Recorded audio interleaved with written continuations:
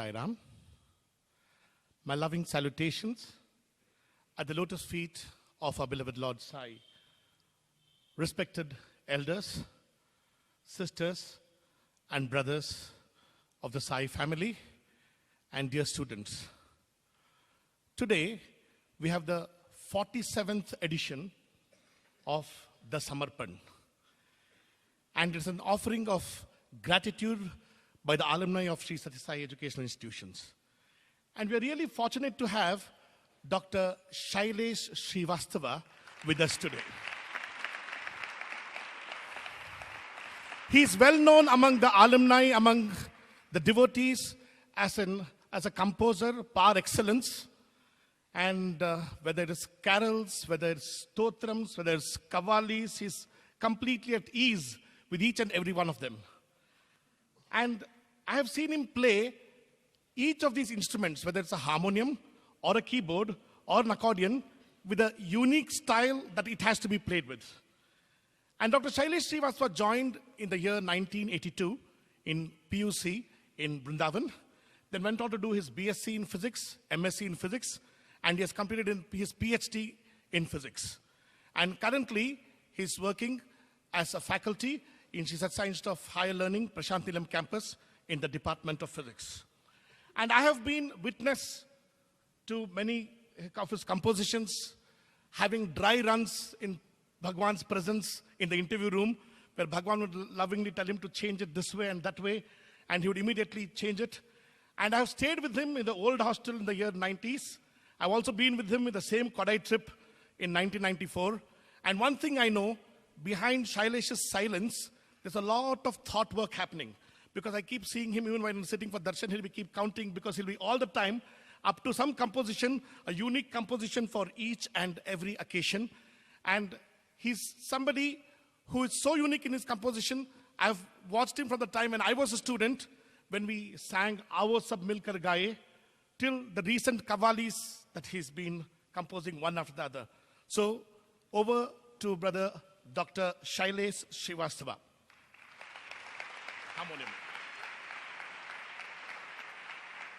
Om Saishwaraya Vidmahe Satyadevaya Dhimahi Tanna Sarva Prachodayat.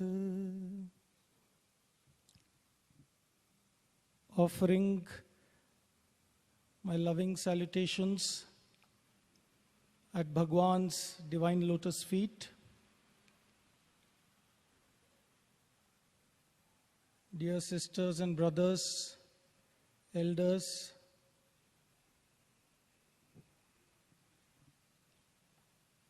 Mr. Vijay Sai has very generously said that wherever I'm sitting, I'm always busy in counting. Actually, composition is not my disposition, to be exact. And to put it in another way, I was very lucky that when I joined the Brindavan hostel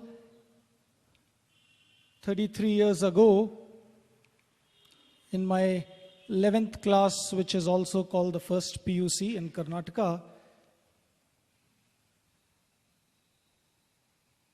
I learnt in the very first few years of my stay here that what is important with Swami is not music, but it is a different type of music which is there in everybody, and a different kind of tune which resonates in every heart. And if you give first priority to that, you go nearer and dearer to Him. And when I look back, I know it is a big surprise that Actually, I never gave priority to music or composition. I will say Swami forced me to do them in a manner which he alone can do. I came here from Delhi, and I was in no mind to come here, and it was also the hand of my Guruji, about whom also I have written, His Holiness Swami Krishna Das of Brindavan, to whom I am also ever grateful for having pushed me, nudged me, thrown me into the presence of God. So let's see how we'll begin, because God alone knows the directions. I remember right here in this Brindavan, a student few years senior to me. I think this will be a good way to start. Not my experience, but when I was sitting here just 5 minutes back, this experience suddenly struck me. This boy's father was, as he described it, many of us know about this story, but few sentences before we begin into this story. He describes his father as an Agnihotri. You know who's an Agnihotri? Just now a yajna has completed here, a massive, thrilling yajnam. He described his father as Agnihotri, telling that he would smoke only 100 cigarettes a day. And his problem was that his father would never give up smoking. And therefore, he goes to Swami and tells Swami, please do something to my father. Please stop this habit. And Swami very casually remarked something, after which, when he called his father, Swami called his father was a devotee, mind you. I mean, by devotee we mean within inverted comma. All of us call ourselves as devotees, students, etc. The definitions of which are not easy to understand. So he was called, and Swami told him directly, look here, if you don't give up smoking, Swami threatened him verbally, I will stop talking to you. Now he was a devotee. He had love for Swami. That's one thing which you have, something which can save you. He had it. And Swami says, I will not talk to you. Point number 2, I will not look at you. And point number 3 is where I wanted to begin. Swami said, if you don't give up this bad, dirty habit, I will see to it that you will not be able to think of me. Amazing, amazing.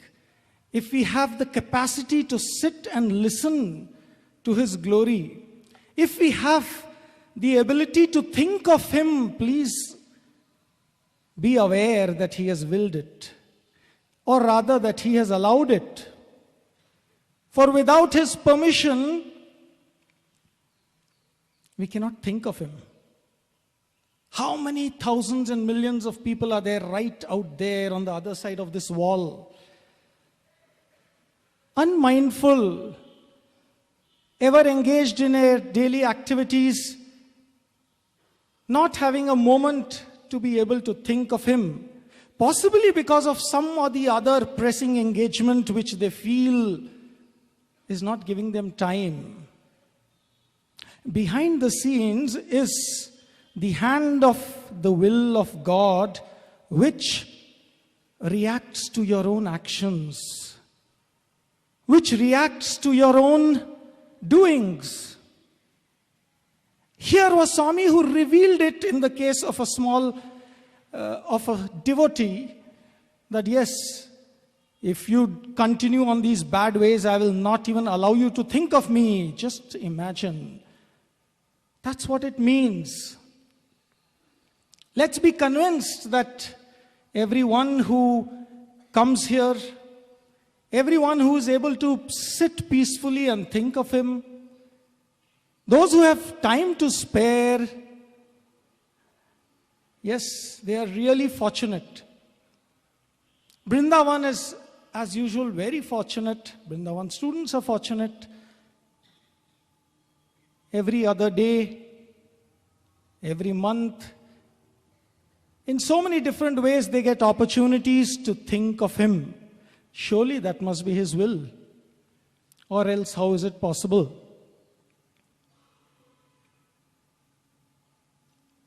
When we think that,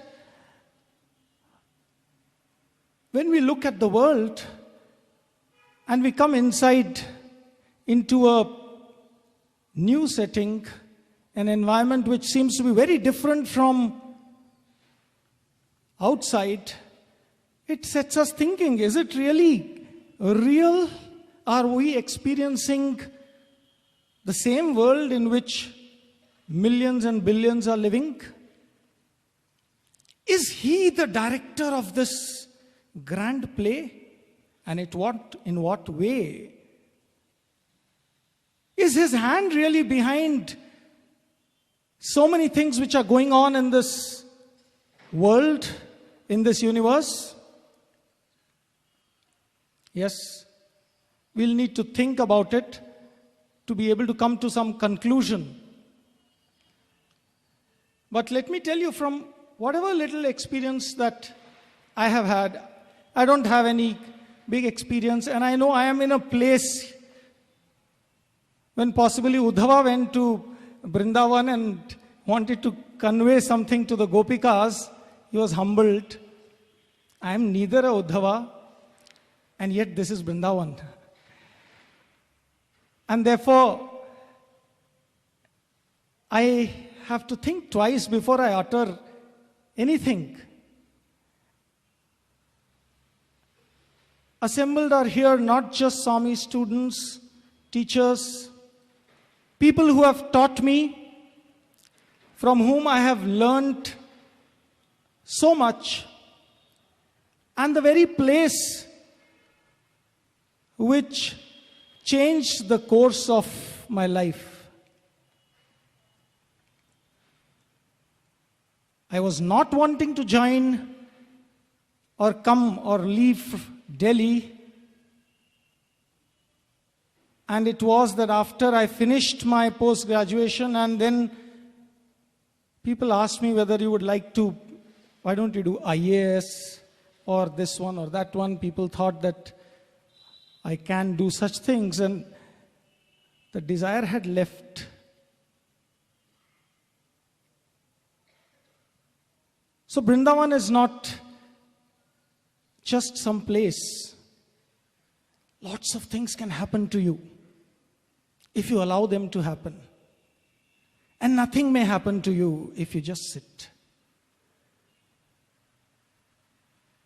So every time we assemble, every time we have the opportunity to think of him, let us first deeply understand that these opportunities come not every day, and that we have to make the best use of it. The presence in which we are sitting is the omnipresence. It is not Brindavan presence or Prashanti Nilayam presence. It is a presence which is felt by yogis right on the peaks of the Himalayas, a presence which is felt across the oceans, far away in Alaska, or far away in the Fiji Islands, in Japan, everywhere, without physically that presence having moved to all these places. Yet he is there directing, the control, the manager. When we were in Kodaikanal, very small statements, and Swami can give you a glimpse of who he is. And very often we miss these glimpses because often I don't have the habit of going back and thinking about it. I just leave it. I hear and I enjoy one peak, one delta function, and then it goes back. So we were having lunch. Swami was there.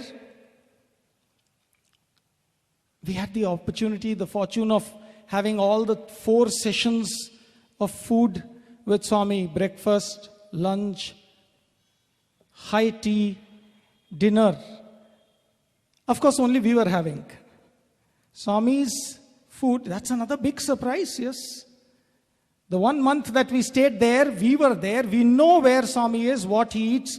The entire 1 month, Swami's eating time was our Brahma Pranam time. That's all.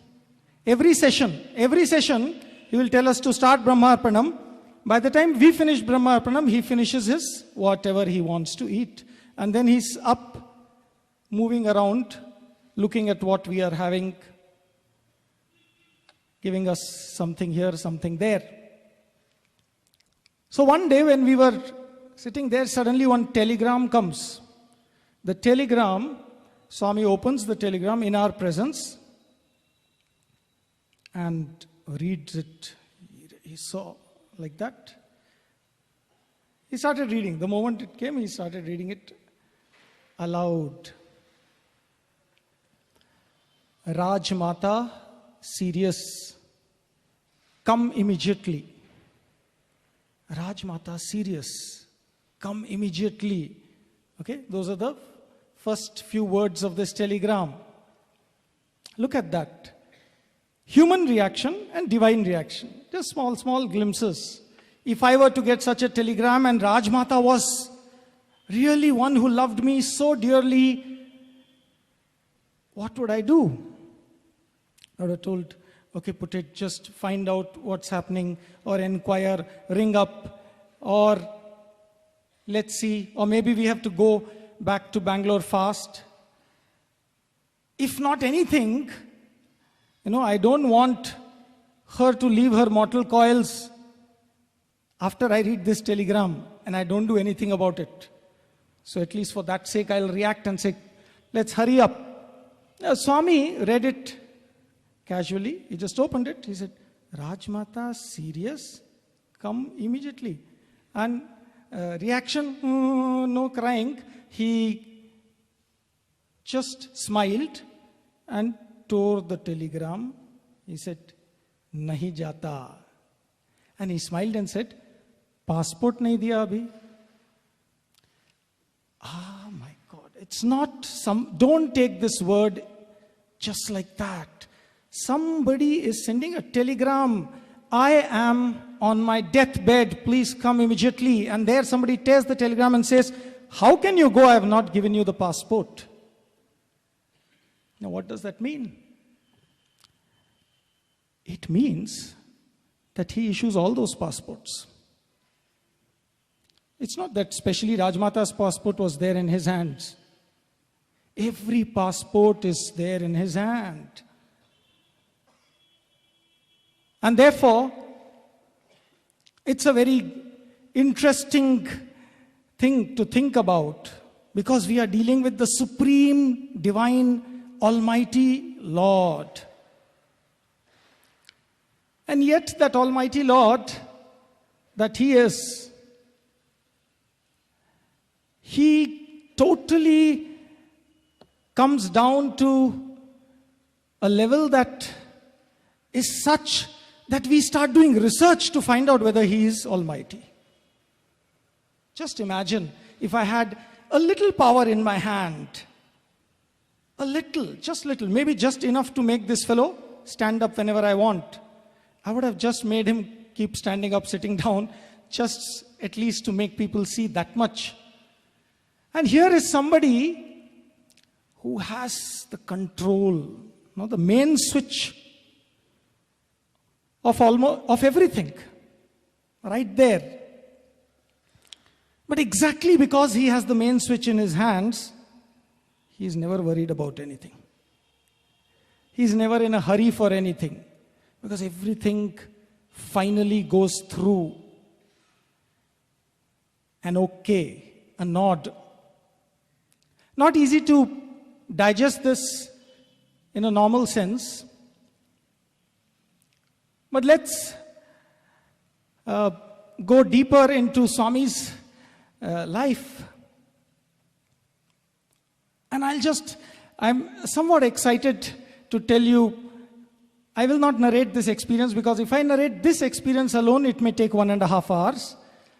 Not my experience, and that's why I would not like to narrate it. But yet, the excitement level is such that I can't but spill over the beans, as they say, at least a few sentences, because I heard it only few days ago.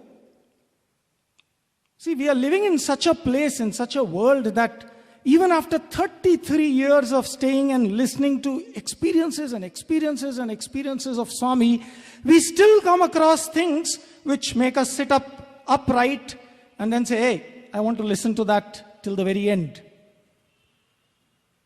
And that was something that somebody narrated in our moral class on last Thursday, somebody from Kerala, who has also spoken on many occasions, and he will himself narrate such an experience, but for the first time he has possibly spoken it in public. And just to cut it short, he said that after having come to Swami at the age of 3 in 1953, in 1960s, he became an atheist, and then finally joined the Communist Party, and then finally became anti-God, anti-Swami, anti-everything, and then their only aim was to eliminate all the spiritual heads in this country. And they had decided, you know Krishna's life, how it was. The entire childhood was only filled with, if you hear the stories, first day this demon came, next day that demon came, next day this demon came. It was only full of how he managed various devils and various demons. And this man releases this story, possibly to the world, and you better listen to it from him. And he says that 27 of them young people decided to finish 27 religious heads of the country, and they drew lots. And in his lot was, lots for what? Whom should I finish? Each one had to finish one, because their aim was very pure. They were convinced that the religious heads are spoiling this country, and we must do something to save this country. So best is eliminate all the religious heads. So in his lot came up Bhagwan Sri Satya Sai Baba. And then rest of the 1 hour we were all sitting upright as he was describing details of how, when, where, why. He was going to do it with a dagger hidden inside a mouth organ, sitting as a devotee. Press a button, the dagger comes out of the mouth organ. And an amazing story, he comes to Parthi, does all kinds of things. Just to cut the story short, at the end of it, he did everything possible. He jumped onto, because he thought Swami is a magician. He consulted PC Sarkar. He consulted everybody just to tackle Satya Sai Baba. And then he came to Parthi and he had the opportunity. And at night he jumped onto Swami's terrace, went on into Swami's room, went this side, that side. Of course, he didn't find Swami there, though Swami had slept off there only. And then next day, Swami calls him for an interview. So many things happen. He doesn't want to go for an interview, and then in the interview, amazing things happened. And then Swami asks him also, do you believe in God? Very nicely. Swami was talking most lovingly. He got so irritated. So he said, I don't believe in God. There is no God in this world. Swami was silent. Swami was smiling and looking at him. And then after a few seconds of silence, Swami says, 100% correct. When Swami told that, this man could not stand it any longer. 100% correct, and he's cheating everybody. He said, in that case, you are the biggest cheat. You are the one who's telling people that there is God and that so many things. And Swami was very kind, and then told me, hey, come on, cool down. Why are you getting so hot? Fast forward this story. Swami just talked to him some interesting things, left him. He had already planned in his diary, he had written the time 10:30, 18th August 1967, 10:30 p.m. with a dagger in Prashanti Nilayam. Oh, it's interesting. But finally on that day, because they won't do it before that when the plan is made, on that day he sleeps inside the Prashanti Nilayam, and Swami is sleeping right there next to him on a cot on that day. Every day Swami doesn't sleep there down. That day Swami sleeps there. And then everybody sleeps off. This fellow was a young boy. Haughty, naughty. His parents were devotees. And he said, I was related to Sri Kasturi. Just amazing insights. At 10 o'clock, the bell rings. Tung, tung, tung. 10 times. Swami was sleeping. This boy was just there. His mouth organ was behind him. At 10 o'clock, when that happened, suddenly Swami got up and sat down. And he looked at him. And this boy didn't know what to do. So, because time is not yet there, he has fixed the time. So Swami asked him, hey, what's the time? He said, 10 o'clock. Oh, 10. And Swami slept back. At 10:30, tongue, single tongue. Swami got up, sat down, looked straight into this boy's eyes. He didn't know what to do because he didn't expect Swami will get up just then. Mouth organ is not with him. Swami looks at him, stares at him, and does this, like this. When he did like this, Swami's hand, his mouth organ appeared. And he said, hey, it was my mouth organ. I could recognize it because I had got it made. It is mine. And then Swami looked at it and told, see, kill me. Please kill me. Please kill me. It was silence like this. The boy says, the man, he is now more than 65.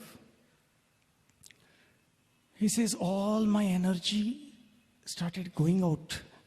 Till then I was, in spite of all, whatever had happened in the past few days, I'm not narrating those fantastic things, but in spite of all those things, I was dead sure of doing that job. And then what did Swami say? Hey, Swami said, see, when you make up your mind and give a promise, it's not good. You must keep it up. Please kill me. Please. And then Swami said, you wrote it in your diary, no? In your diary, 10:30 p.m. Please. See, here. Put it on my heart. Swami said, put it on my heart. Press this button, Swami said. That button also he showed. And as Swami kept requesting him to do that, he says, all my energy went off. And finally, that harmonium mouth organ dagger fell down from Swami's hands. This boy's, by then his hands were on Swami's lap. They were cold. And when the dagger falls down, it hit this boy's toe. And his toe started bleeding. And then Swami tore his robe and put a bandage on his toe. He said, 18th August 1967, I had decided to kill him. He finished me.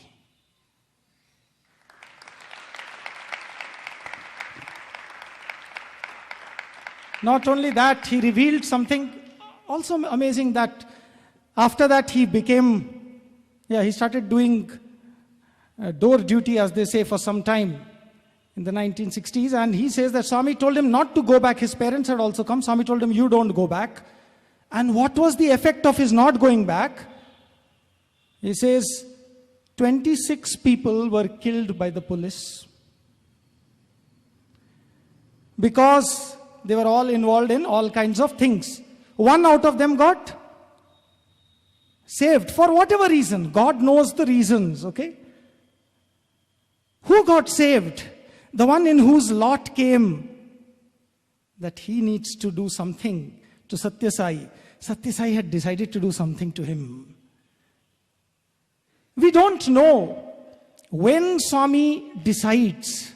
Forget it. If anybody in the world is just an atheist, it is only one level. Here was a story of not an atheist, but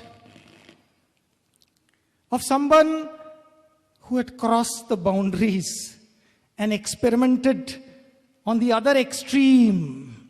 And he says that throughout all this experience, Swami talked to him with so much love. And Swami also told him, you're a very good boy. Why? Because your intention was very nice, Swami. Only thing, it was in the wrong direction. You wanted to do service to your nation. Just imagine, service to nation is such a thing. It can get you right to the feet of God. You wanted to serve your nation. You had a real intention of service, and that is why you were saved. Let's not talk about the rest. Yes, the rest, who knows what their background was. Krishna knows who was to be saved, who had to be saved, which demon had to be transformed, which demon had to be finished. But that's the story. Let's come back to our down-to-earth Swami. Swami has shown every facet of Godhood. You name it, we can give you experiences. If there ever lived a God on earth, yes, we know of Jesus, we know of Krishna, we know of Rama, we know of Lord Shiva, we know of so many gods. But let me tell you, brothers, I myself was like an atheist before I joined here. Not of this level. But if today I am able to think of Lord Krishna, Lord Rama, Lord Shiva, it is because I have seen Lord Sai. And I have seen that, hey, those things can happen. All that is described in the Bhagavatam can happen. All that is described in the Ramayana could have happened. Otherwise, they appear like fantastic fables and stories. When I really dig and ask people squarely on their face, you are so nicely talking about Ramayana, Mahabharata. Hey, do you believe that this happened? And then the person slightly trembles and says, I think so, and maybe or may not be, because the world that we live in seems to be so different. And here was a living form who showed us, brother, everything is possible. If with one mantra the arrow could come out, if with one mantra Agni could come out, if the dead could be revived, everything of that has happened in Swami's life. And yet, just like Lord Krishna here, he has shown every facet of Godhood. So I keep repeating this particular interesting statement. I would like you to dilate upon it and think about it as you sit sometime. That there is no disproof for God. There is no disproof for God. You want, argue with me, challenge me. You will not be able to disprove. That also, I am a physicist, so a little bit more of logic is ingrained into us. You will not be able to disprove to me that I am God. Shailesh Srivastava is God, I can claim. And you will not be able to disprove. Because anything that you say, I can finally say that, look here, yes, you are saying that you need to be having this power. Fine, I have this power. I am not interested in proving it to you. Fine. Why? Because I'm God. I know what to do and where to do, with whom to do, when to do, why to do, how to do. Because I am God, you are saying you are not God. And therefore, naturally, I know how to deal. So what is the other way around? The other way around is, there is no disproof for God. Okay, then, anyway, Swami has anyway told that all of us are God. So the other side is, there is a proof for God. So think about this. We'll leave you with this sentence. There's no disproof for God, but there are proofs. So if you suddenly tell me, yes, Mr. Shailesh, you say there is no disproof for God. Okay, you may be God, but can you give me some proofs? Have you shown it somewhere? Then I'll have to keep silent. I'll have to keep repeating that, see, I never wanted to go show my powers, and I have never shown it anywhere. If I can show my powers somewhere, to someone, someplace, all powers at some time or the other, I have them. Why should I show them anywhere and everywhere? Because that requires deservedness. If you are doing wrong, I will see to it that you cannot even think of me. Become an atheist. Become an atheist. It's a good fortune to believe in God, because belief in God saves us. So let me talk of different facets of this beautiful God with whom we have lived. Swami has been a fantastic human being, a fantastic parent, a fantastic teacher. And fantastic is not the right word. Words will fail if I have to really describe. But every aspect of God has been demonstrated by Swami. Let me start with something, maybe humor, okay? Because that's something which you may not attribute it to God. But God is Navarasa Priya, all rasas, and He shows everything. So, right here, we were called for an interview, and me and two other brothers, we were getting a lot of chances those days, and we went inside the interview room. You know, just above the interview room is Swami's room, and there down, we were there, and Swami called us, so we went. And as we went in, Swami was not there. He was in the round hall. So we thought. So we went to the curtain which separates this interview room from the round hall and stood there. Swami had just now called us. We stood there searching for where Swami was, and we were looking there inside towards Swami's room. And as we were standing there, suddenly, boom! Like that. That is what he came and did. He came from the back. Swami came from the back and did bow! Like that. Oh. And all three of us just got shocked, and Swami laughed. He enjoyed. And of course, he talked interesting things. But humor is also made by God. Seriousness is also made by God. He knows when to use which weapon. In Kodaikanal, see the keen sense of observation of Swami. The keen sense of humor also added to the observations. When we sit in Kodaikanal, you know, everybody is waiting for a chance to sit next to Swami. And after every food session, we would get an opportunity to sit right next to Swami, and then Swami will talk. He may tell so many interesting things. So everybody has to finish food as fast as possible. The first come, first served, not the food.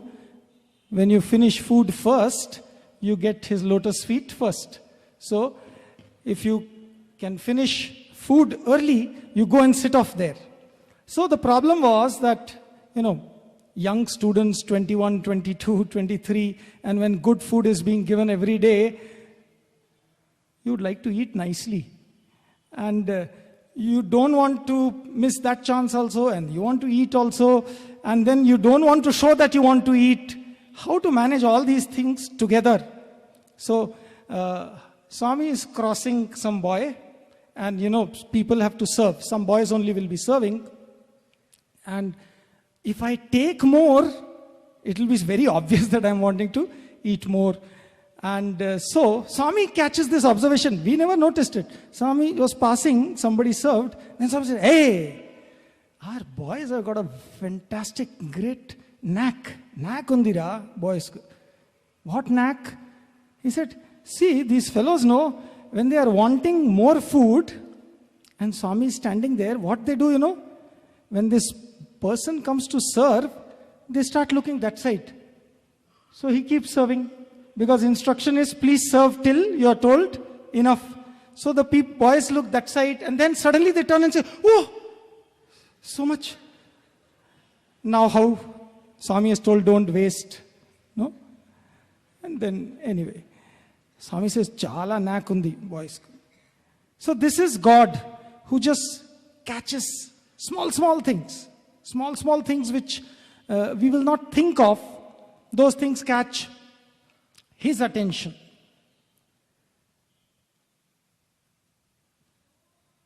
That was humor. Of course, there are so many interesting things which happen when we are right next to Swami. So we can go on and on. But I thought I'll just tell tidbits here and there about different aspects. The human, the divine, yes, we know it. The human, absolutely human. When he is human, he is absolute human. Of course, understand what a human is, okay? Human is not an animal. We mistake very often the animal for the human. Swami says, first become human, then divine. So, he shows humility, presence of mind, innocence, all of these at various times in so many different ways. Never uneasy, never embarrassed, always at ease. In one of the interviews, we were sitting, and one boy had to sing something in the drama, and then Swami asked myself and somebody else, one more person was there. Swami asked us, who's going to sing this? So we said, Swami, we just told a name. We told some name, Ashwin, let's say. So as I say that, Swami looked at, there were two Ashwins sitting there in the interview room. So Swami looked at the other Ashwin. Swami looked at the other Ashwin and said, "Oh, you also started singing." Like that. So, when Swami was looking like that, "Oh, you also started singing." The person who was next to me, another senior person, and myself, we were just looking at Swami. So, we didn't know how to react. So, with our finger from back, we just showed like this. I mean, Swami, not this Ashwin, that Ashwin. And we just showed it in such a way that nobody can see. No, from back, we just told Swami. You know what he did? He told, "Oh, I thought this Ashwin." He replied like that. "Oh, I thought this Ashwin." Just see that. These are glimpses of divinity, brothers. This is not glimpse of humanity of today. Real human beings, yes, they have those qualities. They are absolutely at ease. They are humble. Because he is not wanting to show me any of his, the spiritual power there. Why? Why doesn't he show me the spiritual power all the time? Because then me, the small, cannot interact with him, the big. That difference becomes so much that I feel unearthly. So he becomes earthly. He sits right in front like a normal human being and interacts. There have been times where he will tell, see, have you composed this tune? Have you finished this tune? And it took me so much of time to understand that Swami is not going to simply give me the thing as a laddu or a prasadam and say, here comes the composition, here comes this. He's giving me an opportunity to sit with him. He's giving me an opportunity to be with him. Because I have prayed for it in whatever way. I should not say because, okay? Because there's no because with him.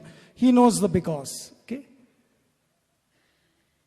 So he'll say, hey, that tune. And I'll say, Swami, please, you give the tune. And Swami will say, hey, I didn't learn music. I'm not music director. And I'll be thinking, see, I was also not, neither I am a music director. No, you have simply started calling me as a music director. And now you're not giving these things. So such things often happen. But here and there within that he gives glimpses of divinity. At another time he suddenly sent word. Where is that music director, he said. I don't know whether I should go or I should not go. No? Am I supposed to think that I am a music director? But then somebody came and called me because something from drama work was there and Swami was calling those times. So I thought maybe he's referring to me. So where is that music director? So I went out into the portico. He said, director Ocharu. Director has come. So I looked at Swami and said, what should I say? So I said, Swami, I am not the director. You are the director. No. He said, no, I am not director. You are director. Human. Okay, perfect human. Small glimpse of divinity added as a tag. He said, kept silent, and then he again looked at me and told, I am director for devotees. I am director for devotees. Students, you like that. Suddenly his definition of student there was different. It was not the students who are my only property. At that time, he had changed his frame of reference. He was referring to a different aspect. Because actually there's no difference between students and devotees. Because students are supposed to be devotees. And all who are really true devotees are supposed to be his students. But we differentiate. We remember sometimes, we forget sometimes. So this is the human aspect. Let me tell you some other here and there tidbits. Sometimes they can be useful. Once he called me in for an interview, and this was, I was sitting outside and Swami suddenly calls, and it was a famous Western singer. Swami has called her for an interview, personal interview inside, and the moment Swami goes and sits inside, I was in the outer interview room. Swami said, Shailesh. So I was surprised because he was not referring with that name often. He called me inside. And I was used to that if you go, when Swami is sitting, I would directly go and sit off next at Swami's feet. This time, this lady was sitting at Swami's feet. And unmindful as we humans are, as Swami said, Shailesh, I just went in running. And then I was just going to take my place there. And can you beat it? See, Swami is so beautiful. So he just with his eyes, he looked at me like that. Like, where are you sitting? No? So 2 feet away I sat. We have to remember at all moments the code of conduct that Swami has kept. In his organization, in his dealings. Even when I was right in front of God, he's wanting me to remember that. Hey, lady is sitting there. How dare you suddenly come and sit off right there? So just with his eyes, and that's it. I could sit behind. And then he says, come on. He used to make me carry one small keyboard to the interview room. And I would take it as not like that mouth organ, okay? But I would also kind of hide it and always keep it with me. Because you see, I am not a singer.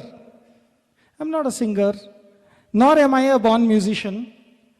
And he has started making me do such things. So I always needed this support. And I would keep it with me. To the extent that I used to, during the drama period, I always used to catch it under my armpit and keep moving anywhere. Because anytime he may call me, I have to show him some song, some this. And he started referring to it as monkey puppy. By monkey puppy, he meant, monkeys will always roam around with their children clinging on to them. So I am always clinging on to this small keyboard. And finally he used to say, hey, where is that monkey puppy did you get? That's another aspect. He would add humor to everything. Let's come out of this aspect. It's not always humor, not always human, but there are times he gives you glimpses of divinity. Maybe in the middle I am reminded of one more incident connected with the same drama. How he would, because Vijay Sai sir has specially requested me that I must keep a harmonium and tell something about the songs and the drama. And okay, there are things to share. One of the dramas, Swami was asking us to compose a song on Vivekananda. And thank God I was not getting any tune. And he started calling us for interview, and daily he would ask. And then, because daily you have to show him some tune, you can't show the same tune daily. You can't compose also daily. So, you show one paragraph today, one paragraph, next day, one more paragraph, and continue with one song in so many ways. And he's actually, where people are thinking that amazing things are going on, he's actually giving us chances. Please be sure that every chance that a human being got with Bhagwan Sri Satya Sai Baba was because the human being needed it. Satya Sai Baba did not need it. He did not need to call us. He did not need to talk to us.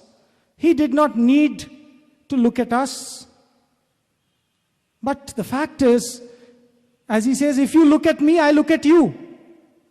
The fact is also that if you don't look at me, I still look at you. But unfortunately, you then don't know that I look at you. So if you want to know that I look at you when you look at me, please look at me. As simple as that. So many people, they don't look at God, and then they don't know that God is always looking at them. It's not that when you look at me, I look at you. He's always looking at you. When you look at me, you feel me. He told to make this Vivekananda song, and we were showing so many songs, each day one song, and then Swami will listen. See, he also knows, he wants to give chance. God knows how many births I would have prayed for that. So, this fellow should sit and sing. Finally, I will say that this is not good. Okay, but first I will hear the whole song.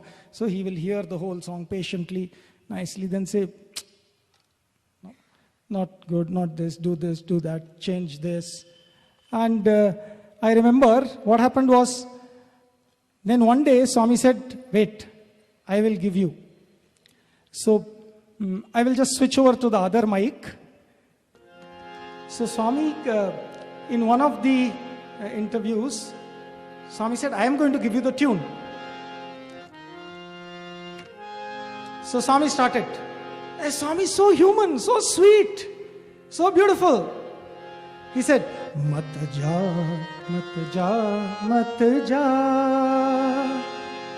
Then he said, you got it? Then I was just staring at Swami, what to tell. Then he said, Mat ja, mat ja, mat ja. Rest you make it, Swami told. So I said, hey, this is too much. Back to square one. So then I thought, okay, no, he has given me a hint. When Swami gives a hint, you must catch it. So naturally, Mataja is the clue. So I went and searched around Mataja. There must be songs, and I found one song. Beautiful song by some lady singer. I don't want to name the lady, but there was a singer and professionally recorded song. Now I got it off next day only, and then now that song was little difficult, and I thought I cannot really sing it and show it exactly, so it will not be good. So what to do? And that day the winter vacation began, and Swami had called all the students in the Purnachandra to give clothes. So Swami is calling each one to the stage and giving clothes, and all are going home for vacation. And that morning, Swami has called me for an interview. And, previous evening. And this song, I have got it. So I was not knowing how to convey it to Swami. So when I went to take that cloth from Swami, as Swami was giving, Swami just looked at me and told, what happened? He was also so anxious because he had told, song, Vivekananda song I will give. And he was not giving, and I was not making. I was not yet in tune with him. If you are in tune, you surrender, he helps you. So, I just looked at Swami and told Swami, I got off the song. Can I was just telling Swami today, evening, get it in the evening, Swami told. Get it in the evening. I said, yes, Swami. And just went off. Nobody else noticed that Swami has told this. Evening, what do? So I take a small Walkman with the cassette of that song recorded, placed exactly there. And Swami called us for the interview. And then I would get the opportunity of sitting at his right side, because I'll sit there and I can keep just lifting my face and singing into his ear. And he doesn't want everything to be sung very loudly also. People outside should not hear. No, it should be a good secret. People should be surprised on the final day when you sing things. So, softly. So I get an opportunity. That was a great opportunity to sit right next to him. So I sat there, and then Swami looked at me, as if, what is it? Have you got it? I said, yes, Swami. And then I switched on the Walkman and put it right next to Swami's ear. Actually, Swami made a fantastic pun on it, but I don't want to make the pun because it includes the singer's name. Mat ja, mat ja, mat ja. It started like that. When I just started, Swami told, like that. He made a face. Over. The job was done. Who sang this? Swami told. I said, XYZ. XYZ, he said, and finished the whole. He made a fantastic pun on the singer, and over. We were back to square one. Don't know what to do. And then the deal has to be made. So it was already into November, and Swami had already called us for so many times, giving us fantastic chances to experience him. Because that's what we can do with God. So, I didn't know what to do, so at that time then I sang off some other song. In the same drama there was a song for Kabir Das. Chalti chakki dekh kar diya Kabira roye, do patan ke beech mein साबत बचा न कोई, दो दिन का जग. I started this. Swami heard it, very happy, and actually he had heard it for 10 times before that also. Can you beat it? Only God does this. Every time he hears it, it's like he's hearing it for the first time. The expression on his face is like that of a child, with full innocence. listening to it for the first time because he needs to give me chance there. So he's again listening as if it was the first time. He heard it very nice and he said, yes, put this song for this one, Vivekananda. Then we all looked at each other because this was Kabir's song in the same drama. One song vanished, one song came and one song vanished. What to do now? For Kabir we have to sing some other song. So I had a diary with some other written songs. I just sang a few lines of another Kabir song. And Swami listened to it and told, no. Means I was wanting that to be okayed for Kabir. He said, no, this is not nice. Then some other song for Kabir, he okayed. The interview was ending. It was 10th, 11th or 12th of November. I don't know. It was very late. And Vivekananda's song is not fixed. So, just when the interview was ending, our Prashanti Nilayam warden who was there that time, and he thought, this is the way to clinch the deal. Because once Swami says, Chalti Chakki is Vivekananda, let it be. No? What does it matter what people think?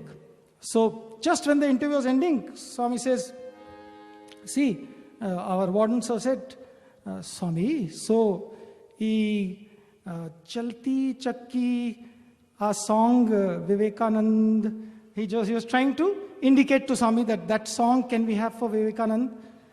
See how beautiful Swami is, no? He knows exactly what to do when. So Swami heard him, what? Swami, the Chalti Chakki song we'll have for Vivekanand. Donna pota, Swami told. That is Kabir's song, Swami told. That is Kabir's song. How you can have that for Vivekananda? Buddhi leda.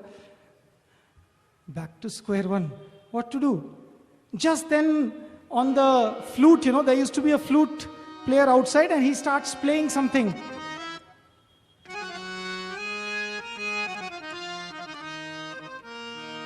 He played something on the flute and then Swami came near my ear and he told, like that, make something like that.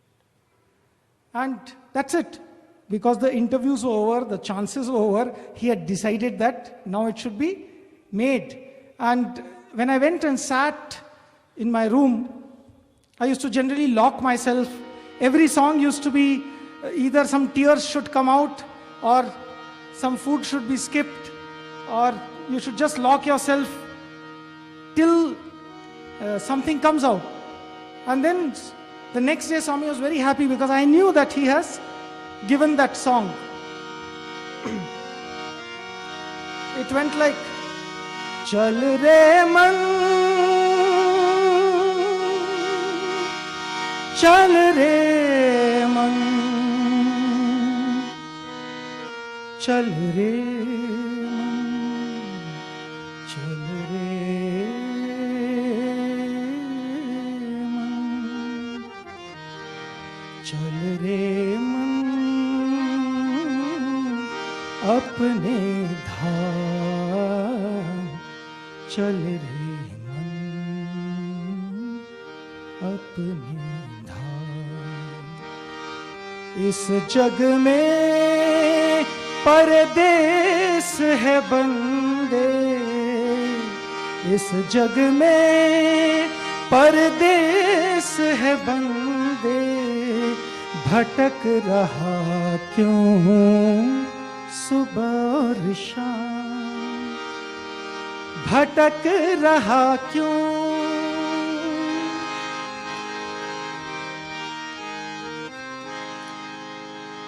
Swami was very happy and he said, yes, this is the song. And from then onwards, of course, there were so many times that he made us sing this song. If you look back deeply at it, he could have done it the first day, but he wanted to give us an opportunity. He is giving opportunity to lift mankind. To take time to lift you, it gives you an opportunity to experience joy. What if he had come first day and just said, arise, awake, and here you are, all of you become self-realized? He could have done that. He can do it. All that power is there. Or what about the many promises he has given to the many devotees in many lifetimes? I want to experience you. I want to sit with you. I want to feel you. To fulfill all of those things, God, the human, God the humorist, he also becomes God, the below human, meaning it looks as if he's doing things which should not be done. Oh, he's delaying. Why? To give chance to somebody who has prayed. For everything that Swami did throughout his avatar, there was a prayer of some devotee. I remembered of another song to tell that Swami is just not that he keeps taking you through it, whether it is Indian, Western, this way, that way. Swami, when he wants, he will give you. Otherwise, you have to take the opportunity. We were singing, we wish you a Merry Christmas, we wish you a Merry Christmas, we wish you a Merry Christmas and a Happy New Year. May Sai bless you wherever you are. May Sai bless you all with a Happy New Year. Now, as we sang this, Swami says, hey, first thing, Christians are coming. Don't say, may Sai bless you. Okay? So sing, may God bless you wherever you are. Yes, we changed it. And we were done with it, and the song was accepted, and we are going to sing it. And then Swami says, sing it again. And then we sang, we wish you a Merry Christmas, we wish you a Merry Christmas, we wish you a Merry Christmas and a Happy New Year. May Sai, may God bless you wherever you are. May God bless you. Then Swami said, wait. Now, there were two groups sitting there. Swami said, you sing, we wish you a Merry Christmas. And then he stopped and said, you sing, may God bless you. We never thought about it. And telling you, it became beautiful. I cannot sing in two voices to explain to you how it sounded. But you can imagine when I'm singing, we wish you a Merry God bless you wherever you are. So then, fantastic. It started sounding very nice, more like a Western carol. Someone said, now it is good. So he was always perfect in everything, but he would show glimpses of those only once in a while. The first time that we showed Christmas carols to him was in the Institute auditorium. For the first time we were singing what we call harmony encounters, various tunes together. And Swami came to the auditorium and he was listening. And we had three groups called the alto, bass, tenor, sitting with their ears closed. Because nobody wants to listen to the other person's tune. First time we are singing three different tunes together. So we are all sitting like that and singing. And we thought this is the ultimate. Swami will be so happy we have sung exactly like Western thing. And the song was, what a friend we have in Jesus. All our griefs, sins and griefs to bear. What a privilege to carry everything to God in prayer. Oh, what peace we often forfeit. Oh, what needless pain we bear.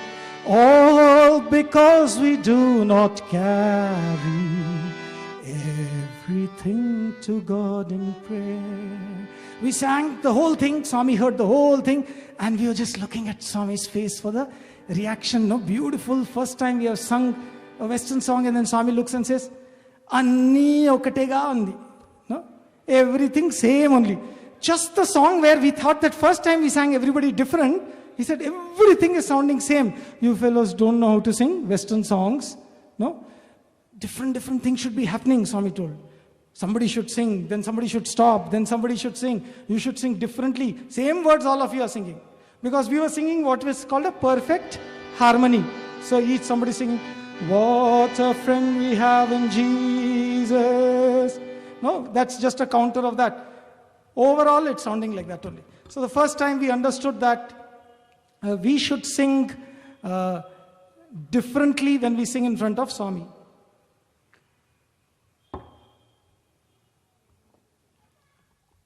So,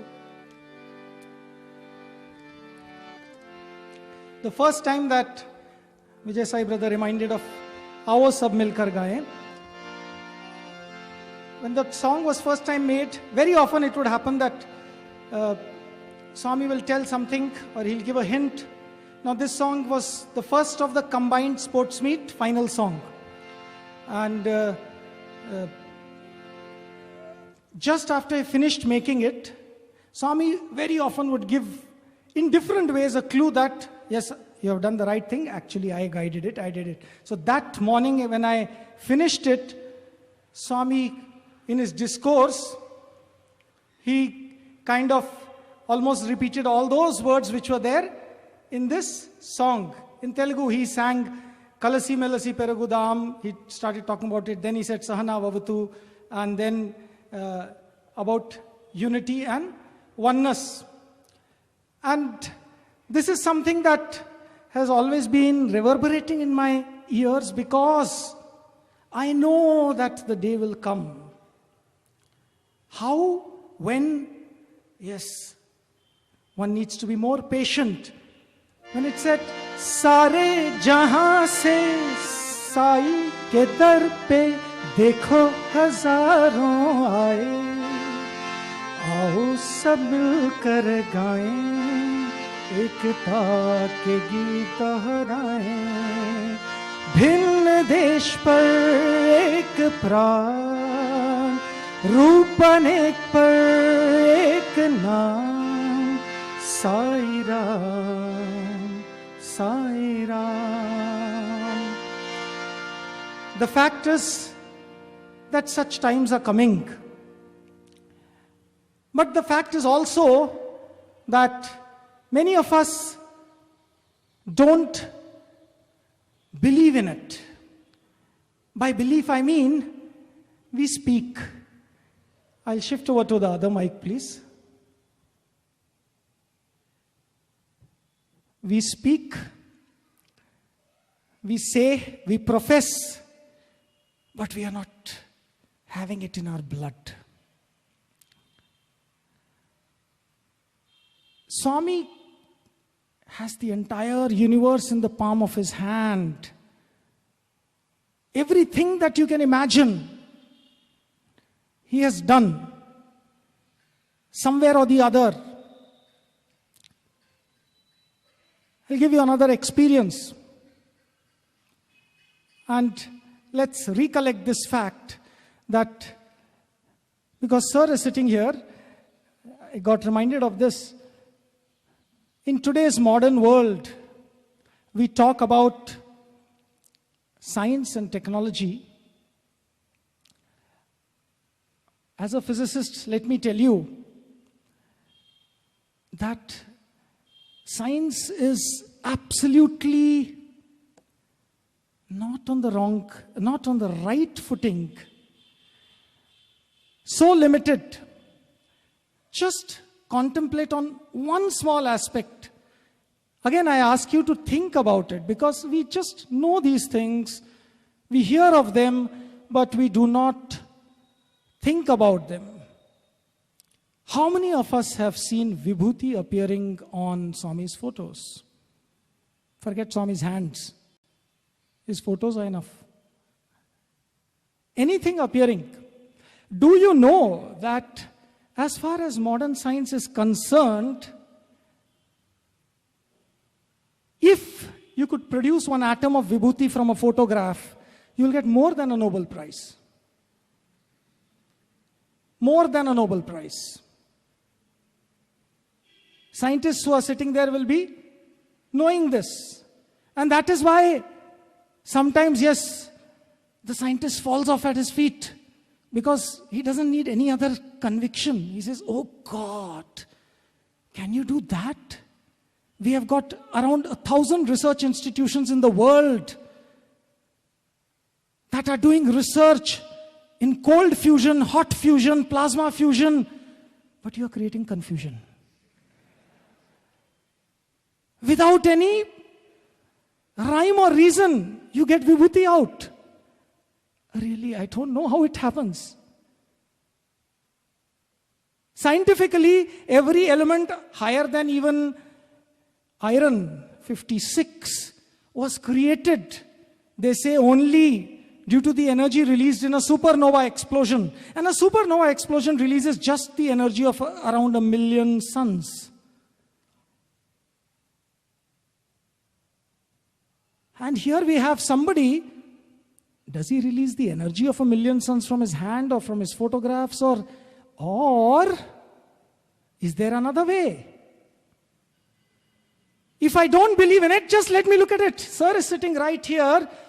His father comes 40 years ago to Brindavan, rejected by doctors upon doctors, with operations upon operations upon operations. Just 25 operations. And the doctor gives up. We have heard this experience how many times, but it doesn't change our lives. I don't mean you all, I mean myself, The thick skin that I am, it takes me so much time to transform, to understand that, hey, it must hit me. If I am a scientist, it must hit me. That here was somebody who was rejected by doctors, and the doctor said, we give up. Don't trouble Tyagarajan. Let him go home and pass away in peace in his family. Please keep him for 1 month with you. Because this cancer, we cannot do anything. We have done the best possible. 25 operations, don't trouble him. And he comes to Brindavan, and a small barefooted brown man in a red robe comes to him casually and says, Tyagarajan, why did you have 25 operations? The word was a surprise because Tyagarajan was coming to Satya Sai Baba for the first time in his life. Not told his problem to anybody. And he's standing in face of divinity. And this small man says, Tyagarajan, he gives him vibhuti and says, don't worry, your cancer is cancelled. We have heard this experience how many thousand times. How amazing! 100 Nobel Prizes should be given for one such act. If somebody could say that, look here, you are doing research in how many institutions, in how many countries, and if somebody says by statistical means, all research on cancer is done only statistically, means if 100 patients were investigated with this medicine, and if 30 survived, 70 were killed, it looks statistically feasible that there must be a connection, and maybe this medicine can cure cancer. It's a good candidate. And here is somebody defying science on the face of it. Shame to science. He just says, cancer cancelled. All the genetic mutations, the cell reactions start reversing themselves. Back. Because for the cancer to be cancelled, the cells which are multiplied, they must, I don't know what name to give it to them, it must go reverse and it must form back the old substance. Then only cancer is cancelled. Otherwise, if you have those cells in your body, that's it. And here is somebody who said cancer cancelled, not to one person. Whenever he felt like saying, he said it. Because he knew that when he says something, it happens. It cannot not happen. So do we believe that a golden age is around the corner? You know that somebody said it. Who said it? The one who could cancel cancer. Whose word cancelled cancers which hundreds of research institutions, hundreds of Nobel Prize winners failed to even do anything about. He could create nuclear reactor from his photograph, which modern science cannot do. Are we not having the courage to stand up and say, this is non-scientific? We scientists don't have the courage because we feel if we say that this is really happening, then something wrong in our science. Or we simply push it aside by saying, see, somehow it happened. No? What a fantastic way of brushing aside by scientists who are so rational. Or the best way that they do is, don't look at it. Don't go there. Don't talk about it because it's non-scientific. Let it be happening. How many places vibhuti is appearing, things are happening. These things keep happening everywhere. Hundreds of homes. Hundreds of people being rescued, day in and day out, all over the globe. Swami's Mahimas are going on. The other day when I had gone to, I was telling you that I happened to go to Mathura Brindavan to my Guruji. There was a young man who was a Sai devotee and who, this is just last summer, he comes and says, he got interested and came to this place, and when he comes there, he tells me some fantastic experience. He says, I am working in the army, and in the army, I got interested, and through email, I started corresponding to a lady in Brazil. As I started corresponding to the lady in Brazil, one day, after 2-3 months of correspondence, some unknown lady, people nowadays, young fellows, they have all kinds of chatting schemes. And this lady one day sends an email to him saying, one ghost is troubling me. One ghost is troubling me. And he's coming in my dreams and telling me, do this, do that. Then she also gave some description. So this boy got interested. He was a Sai devotee. So he felt he understood who the ghost was. So he sends one photograph of Swami to this lady in Brazil and say with the thing that, is this the ghost? And then she sends back a reply, yes, this is the ghost. How did you get his photograph? Then he sent another mail and started telling something about who the ghost was. No? And he described Satya Sai Baba, and she started getting interested. And 2 months from then, this is all just last year, around 1.5 years back. After another month, she sends him a message. Satya Sai Baba came to me today in Brazil. And then Satya Sai Baba started coming to her house, flesh and blood. See, it's not a big deal, You can, if you can do cancer, cancel, vibhuti appearing, these are all small things. When you want, you can be somewhere. So he appears there, starts talking to her, do this, do this. After another 3-4 months, this lady tells this young gentleman that I have, Swami comes to her and tells, see, you and your husband, you have to do some service, great service for man. And Swami tells them of a place in Uganda. I don't know the name of the place, okay? Difficult to remember. Place where the tribes still don't even have clothes.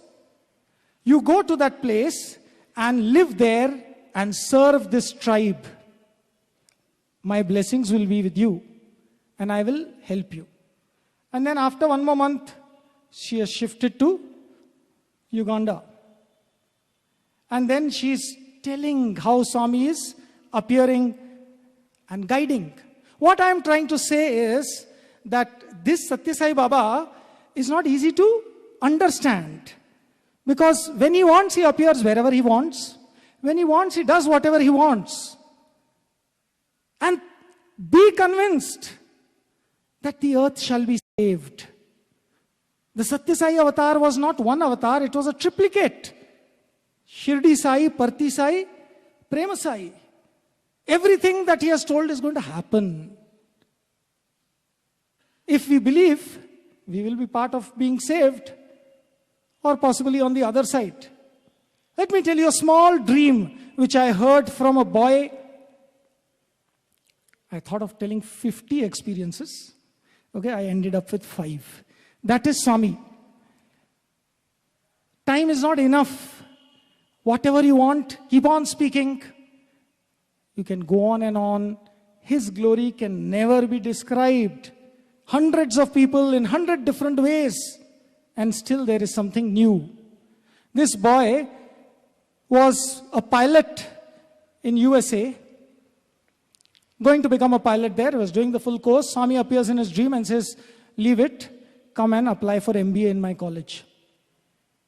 And he leaves USA, comes to This is what he told just a few days back. And he's now doing MBA in Parthi. And Swami interacts with him in so many ways, dreams or in other ways. So he, after coming back from USA, it is not that he got off the seat. He applied for MBA, he did not get. He again applied for MBA, he did not get. He again applied for MBA and got it in the third attempt. He says that I just had a dream. Now, why am I narrating this dream? Very interesting. A Rudra Homam was performed, an Ati Rudra Mahayagya of an amazing variety was performed here for the benefit of mankind. Swami has been doing that. You do not know what scale Swami is operating. But just to tell you, this boy had a dream, and then Swami is sitting there in Prashanti Nilayam, and this boy goes to Swami and touches Swami's feet. And then looks up and Swami and says, Swami, you still didn't tell me who you are. And Swami says, oh, you want to know who I am? Look. So this boy looks. On the other side, Lord Shiva is standing there, flesh and blood in his dream, full red eyes, matted hair, and then Lord Shiva starts walking. He reaches where Swami is sitting, he bends and does namaskar, and then turns to this boy whose name is Aditya, and Swami says, Aditya, not only for you, for me also he is God.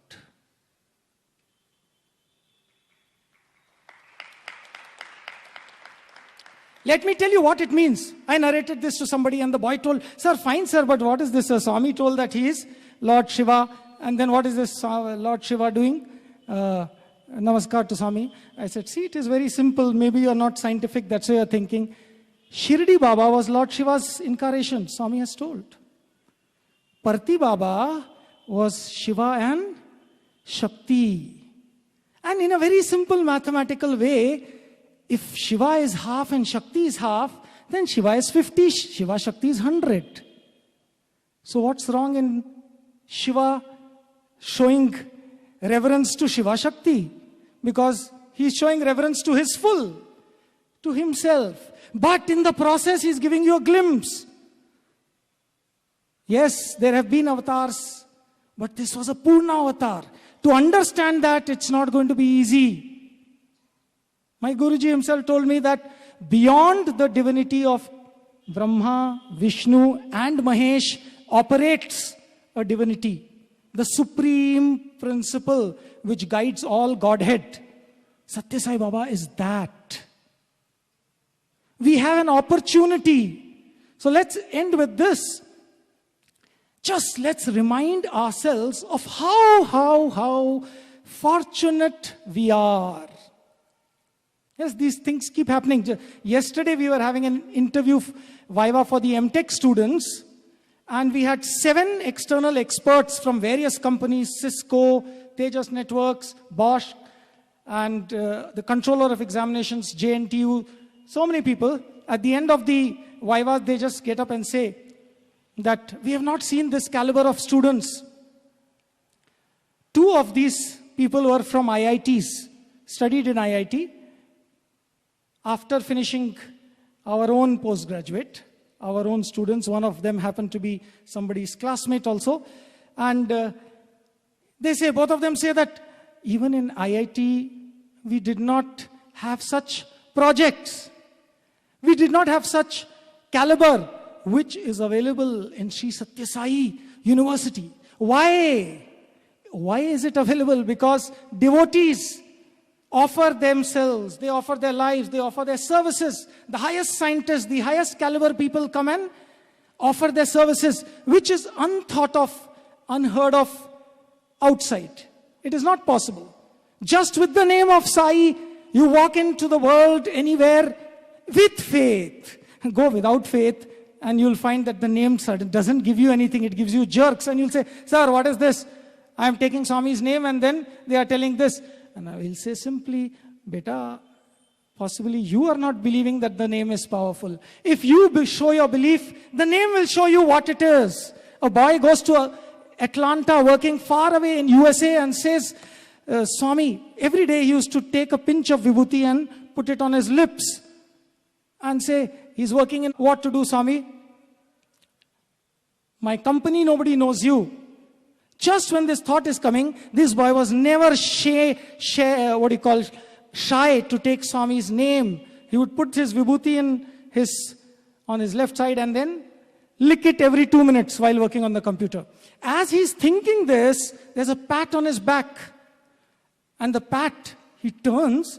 Before he could turn, the voice says, is that vibhuti? This amazing, far away in Alaska. Is that vibhuti? The name had come to his rescue. When he turns, it was his boss's boss, the ultimate boss of that company. And he turns and says, yes, sir. And the boss's boss says, Sai Ram. That's what Sai Ram does.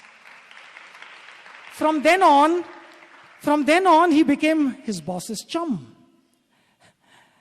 His importance grew. Why did his importance grow? Keep giving it a thought. Because he gave importance to God.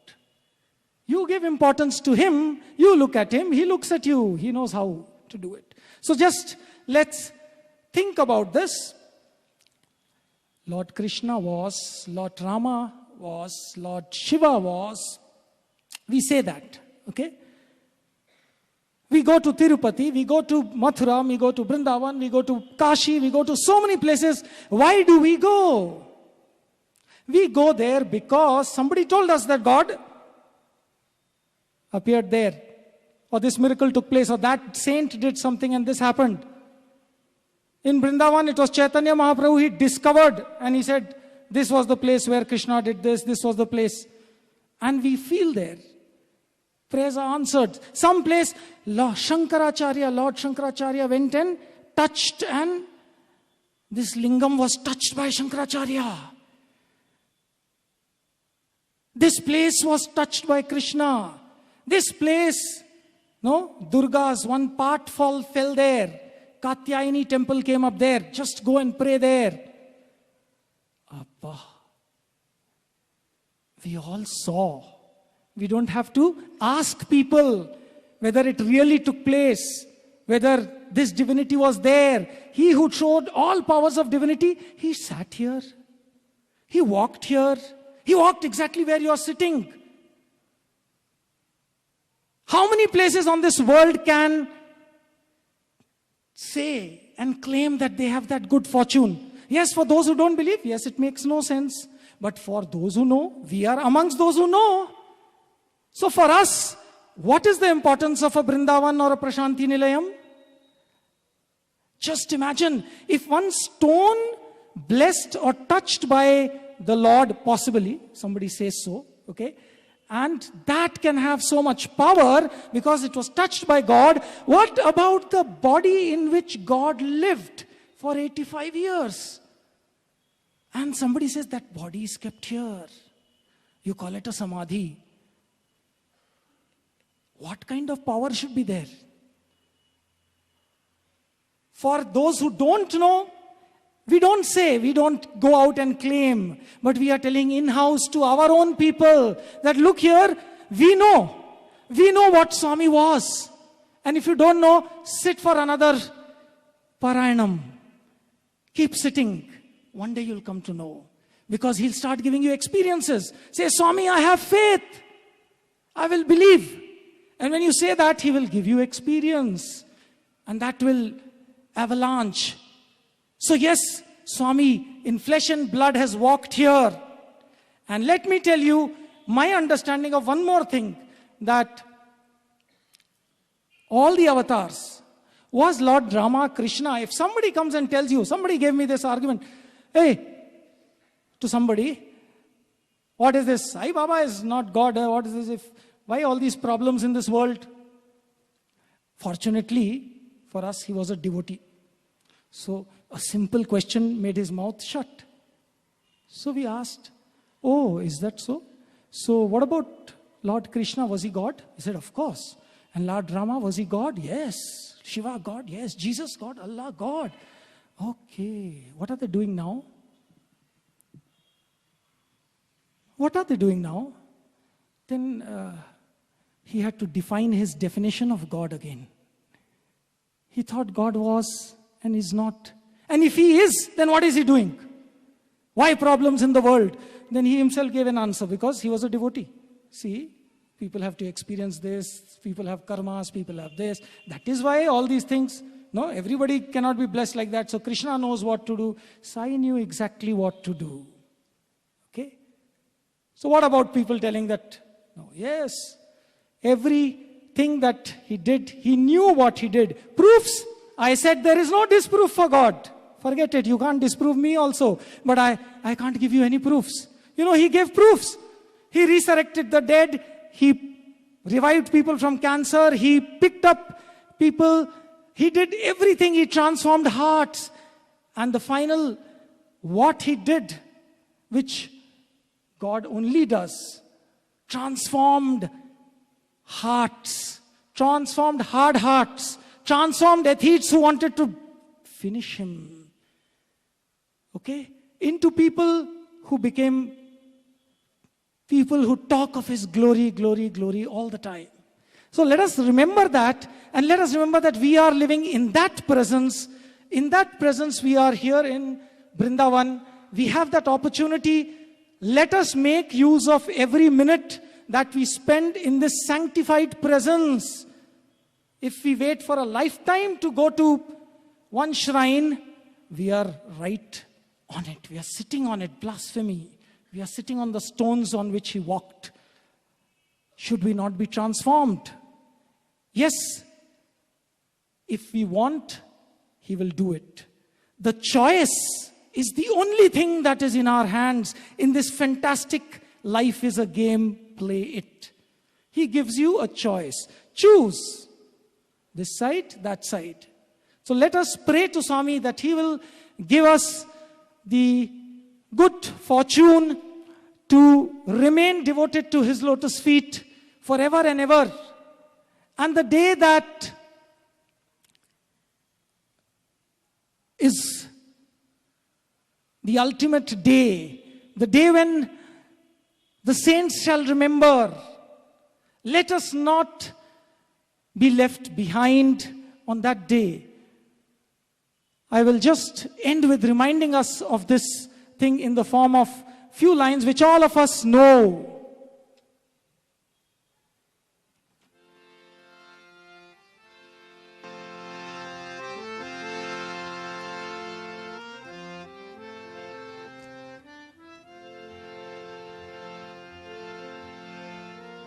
It says, oh, when the saints, oh, when the saints, oh, when the saints go marching in, how I want to be in that number. When the saints go marching in, and on that hallelujah day, and on that hallelujah day, how I want to be in that number. When the saints go marching in. Jai Sai Ram.